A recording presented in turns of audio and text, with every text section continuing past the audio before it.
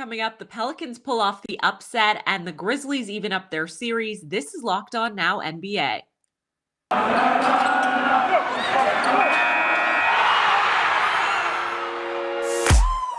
The biggest games, the best performances, expert analysis. You are Locked On Now.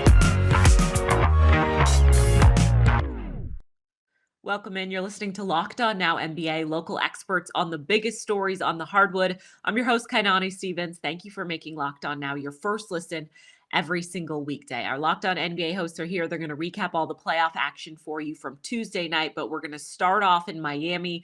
Jimmy Butler was clearly last night's best performance. The best performance.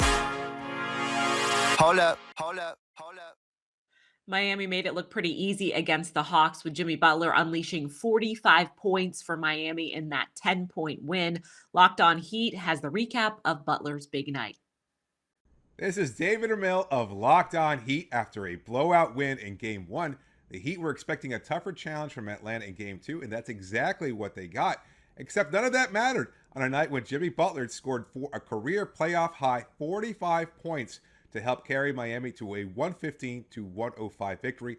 Butler was as dynamic as ever, showing a complete game that puts him on the same level as any other superstar in the playoffs. 15-25 from the field, including 4 of 7 from three-point range, an admitted weakness of Butler that has shown significant improvement over the last few weeks, and also 11 made free throws to go along with 5 rebounds, 5 assists, and 2 steals. It still wasn't an easy win for Miami despite Butler's incredible performance. After being held to just 8 points in Game 1, Trae Young bounced back with a 25-point outing despite just shooting 2 of 10 from three-point range. But it was actually Bogdan Bogdanovic that carried the Hawks late, scoring 19 points in the fourth quarter, including a three-pointer that cut a 16-point lead down to just 3. But it was Butler, the same Butler the world saw in the NBA Finals just 2 seasons ago, putting on his cape and his hard hat and going to work, scoring the next 7 consecutive points and helping Miami close out the game on an 11-4 run to help seal the win and the 2-0 lead in the series and take care of business at home.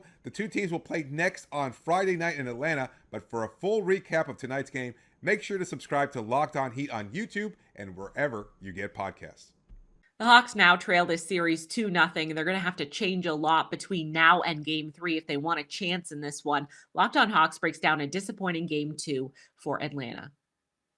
Hello, friends. My name is Brad Rowland, and the Atlanta Hawks are now down 0-2 to the Miami Heat in the best-of-7 first-round clash between those two teams. The Hawks, of course, fell flat in Game 1 in blowout fashion. They were much better and much more competitive in Game 2, leading at times. They were down by a few points down the stretch in this game. Ended up losing by 10, kind of misleading on some level as the Hawks were within a couple possessions down the stretch. But Jimmy Butler was just too much for Miami with 45 points. The Hawks had their own star-level performance from Bogdan Bogdanovic down the stretch with a bunch of huge shots to get the Hawks back into the game from being down by 16 points with 9 minutes to go down to only 3, and with a shot in the air to tie the game in the final minutes. Trae Young was a little bit better in this game, had 10 turnovers, though, 25 points along the way. The Hawks were not quite good enough on offense to get this win. Defensively, they were pretty solid along the way, but plenty to work on in between games. Game 3 now looms as a virtual must-win for the Hawks on Friday night back in Atlanta, where they've had a lot of success recently. They're 20-3 in the last 23 games at State Farm Arena.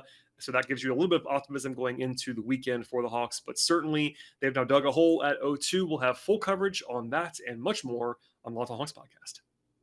The Timberwolves weren't even close to repeating their performance from the first game over the Grizzlies. Memphis rolled to an easy win in Game 2 to even up the series. Locked On Timberwolves tells you what happened in Minnesota in Game 2.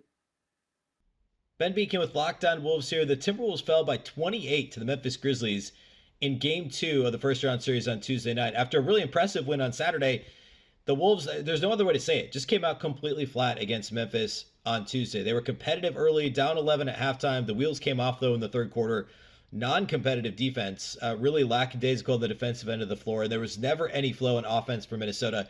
In fact, midway through the third quarter, the only Timberwolves player in double digits was Naz Reid, as Karl-Anthony Towns got off to a slow start, got into foul trouble. Anthony Edwards got off to a terrible shooting start.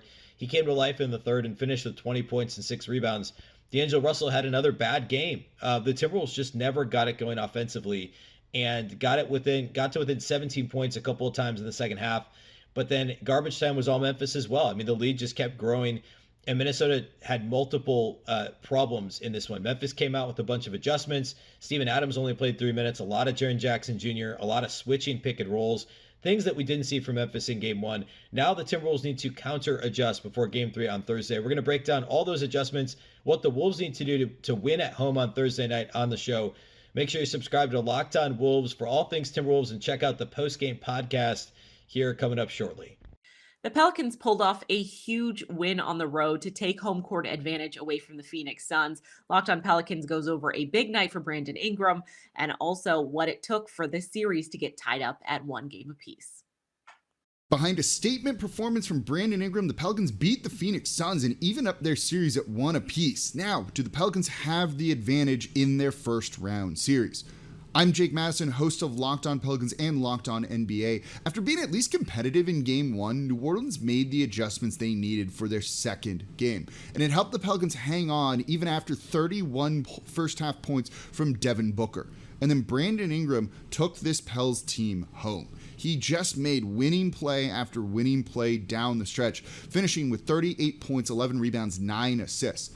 If Phoenix threw a double team at him, he passed out to open shooters who made their shots, like CJ McCollum, who finished with 23 in this one.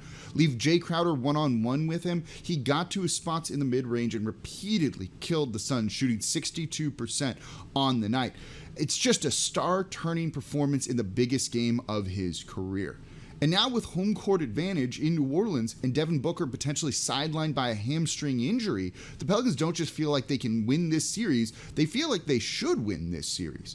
So for more on the adjustments the Pelicans made, and if there's a chance that Zion can play, and spoiler alert, there's a small possibility, be sure to check out the Locked On Pelicans podcast.